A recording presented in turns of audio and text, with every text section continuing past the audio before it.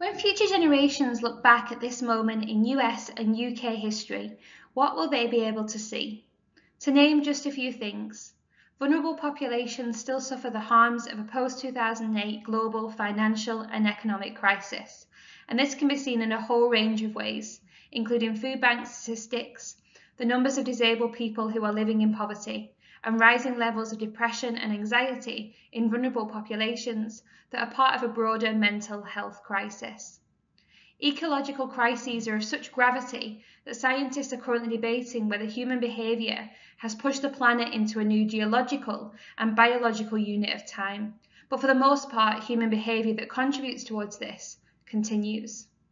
Politically, Europe, the US and elsewhere have been experiencing a period in which the forces of racism, conservatism, nativism and imperial nostalgia continue to have huge power and influence.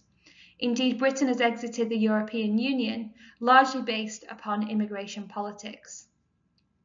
The behaviours of prime ministers and presidents over the last couple of years has been so outstandingly bad that they've had the attention of Supreme Courts and misconduct in office charges. US and UK governments' belated, partial and unclear responses to the COVID-19 health crises have inflicted excessive deaths. What will be our generation's social and political legacy?